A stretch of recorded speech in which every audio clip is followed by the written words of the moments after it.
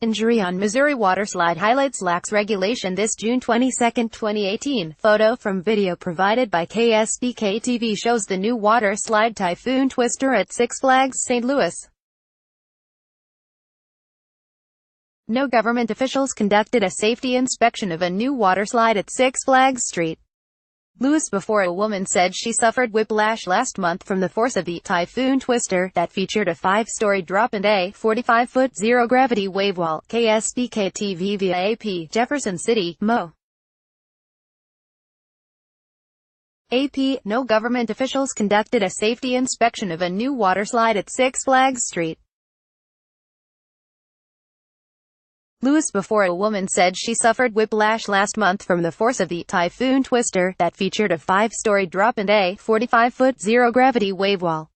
Officials said it's no surprise that the slide didn't have to pass a government safety review, even though an estimated 80 million people flock to about 1,000 water parks in the U.S. every year. The ride is exempt from a Missouri law regulating amusement rides passed in 2004. If it has mechanical things to get you up, then it's a ride, said Mike O'Connell, a spokesman for the State Department of Public Safety. If you don't have that, and if it's basically gravity, it doesn't meet the definition of a ride, he said. Representatives of other water parks around the state said they also operate with little to no state oversight. 6 states don't regulate the amusement park industry at all, according to the International Association of Amusement Parks and Attractions: Alabama, Mississippi, Montana, Nevada, Wyoming, and Utah. Oversight is lax in many others. The lack of a specific Missouri law about waterslides is a problem, said Ken Martin, a Virginia-based amusement park safety consultant who has been registered as a third-party inspector in Missouri. It falls through the cracks, he said about attractions that lack specific regulations. The town of Eureka, where the park is located 30 miles, 48 kilometers, southwest of St. Louis, relies on St. Louis County to handle all inspections and permits for attractions. The permit Typhoon Twister received from St. Louis County's Public Works Department only reviewed the ride's machinery and plumbing.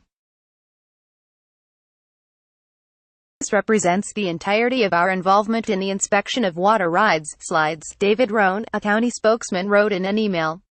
The county water inspection hasn't happened yet, and even when it does, county spokesman Cordell Whitlock said, we test water quality on rides, but not safety or construction. A Six Flags press release promoting the Typhoon Twister said participants would careen wildly into a 125-foot-long whirlpool bowl before plummeting down an enclosed 5-story drop and then shooting up a 45 feet zero-gravity wave wall to experience moments of weightlessness. The day after it opened on June 22, Sandra Thornhill said she was injured on the slide. Wearing a neck brace, Thornhill told KMOV-TV last week that she had whiplash after the slide flung her into the air. My whole body came off the raft, she said. It threw me so far forward and back so fast, I mean, all I heard was my neck pop. I thought I broke it at first. Thornhill wrote in a message to the Associated Press that she has since hired an attorney and would not be able to answer more questions. She declined to provide the attorney's name. Elizabeth Gotway, a Six Flags spokeswoman, said the ride is temporarily closed. But she did not answer questions about what needs to happen for it to reopen. Gotway said its water rides are inspected daily by the park, and, at least annually, by several other groups, including engineers and experts from Six Flags and a third-party independent ride consulting firm. Gotway said that same process applied to the Typhoon Twister, but gave no further details. The safety of our guests and employees is always our top priority, and we invest the greatest amount of time and resources in our safety programs, Gotway wrote in an email. Gotway said that the Canadian company ProSlide manufactured the Typhoon Twister. ProSlide did not respond to multiple requests for comment.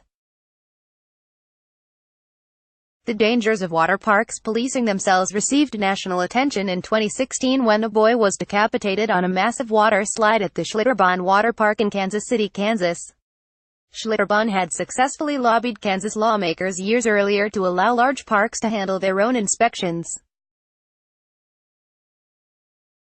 A grand jury indictment unsealed in March concluded that the slide was a deadly weapon that did not meet industry safety standards. Several Schlitterbahn employees were charged with offenses including second-degree murder and endangering a child. The U.S. Consumer Product Safety Commission estimates that there were about 5,500 public waterslide injuries treated in emergency departments last year. Those numbers can include water slides in places other than water parks, such as cruise ships or campsites, said a spokeswoman for the Federal Commission. Copyright 2018 The Associated Press. All rights reserved. This material may not be published, broadcast, written or redistributed.